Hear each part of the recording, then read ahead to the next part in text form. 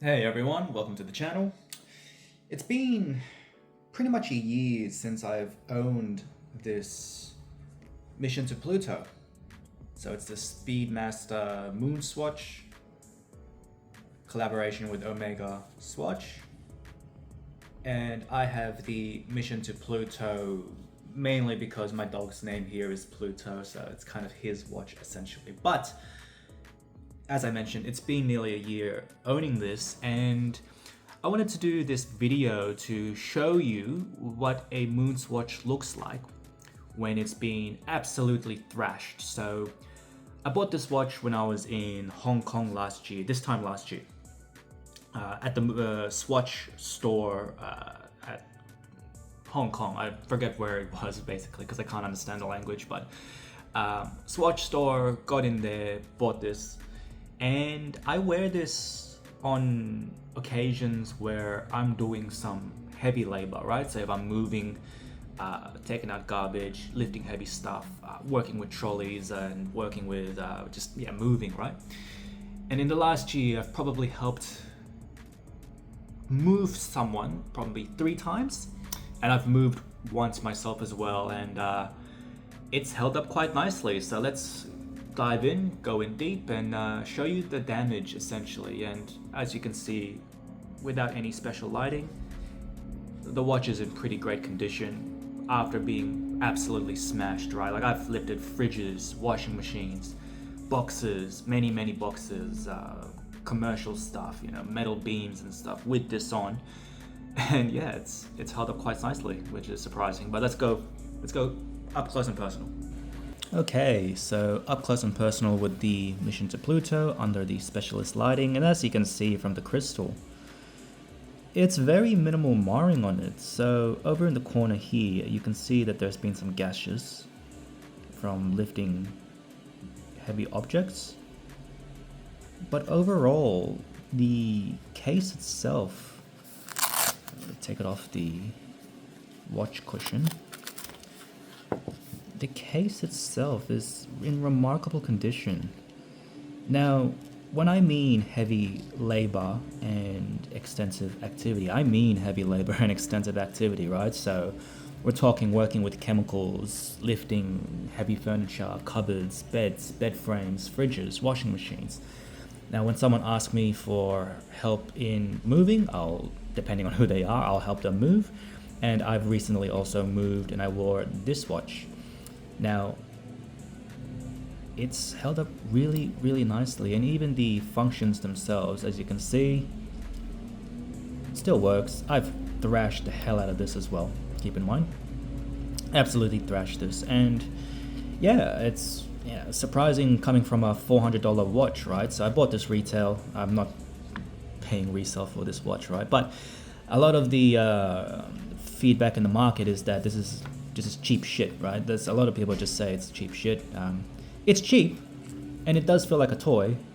And me personally, I mean,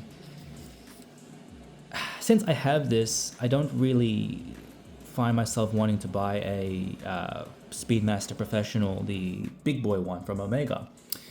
I just feel as if that it's too similar with the Speedmaster Professional, obviously being the better watch. We're still asking 10 grand Australian plus for that, so and this kind of fits the equation. Even though I don't wear this much anymore, it's still nice to have in the collection when I do need to do some heavy duty work. Now let's throw this on wrist quickly.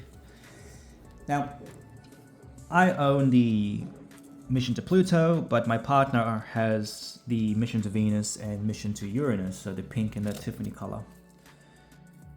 And it fits her lifestyle, it fits her well. As you can see on my, just stabilize this on my 6.5-inch wrist. It's okay. But again, it feels like a toy. It feels like it's not really a real watch, so to speak. It's, like it feels like a toy. Here we go, just enhance that, there we go. The strap sucks as well, but it does the job. I always thought to myself, oh, maybe I should buy a good strap or a better strap for it, but in all honesty, I don't really wear this often. I'll only wear it again if I'm doing heavy duty work, labor, and it's held up quite nicely. So if you do own this watch and you are worried about damaging it or whatnot and mucking it up, as you can see from the glass, I had a fridge on this, right? So I had a fridge carrying the fridge, and then a washing machine, and I could have sworn that the fridge would have nicked the glass a few times, because as you can see, it's domed and raised up a little bit, but no, totally fine. So if you do own this and you're, I guess, a beginner collector, don't worry about damaging it. It's fine. It's not going to break. It's not as fragile as you think. I thought to myself that this was going to be a fragile watch, but no, it's not. But let's go back to the studio and give you my final thoughts. Final thoughts on this mission to Pluto after owning it for 1 year. Yeah, it's cool, man. It's cool. Like, it's a cool, cheap watch. It's fun. I myself, personally, if it wasn't for the Pluto side of things, I wouldn't have gotten it.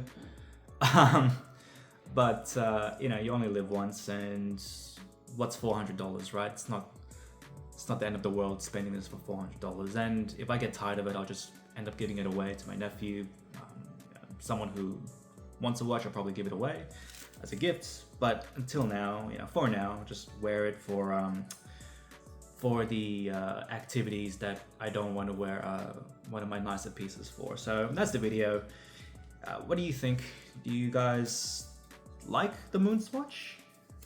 I know a lot of people do like it, and also a lot of people don't like it, but it is what it is. After a year, it's still in good nick.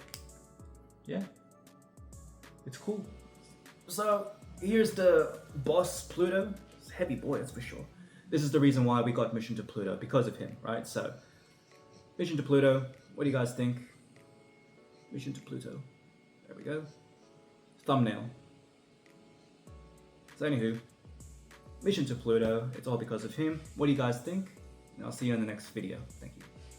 He's a good boy.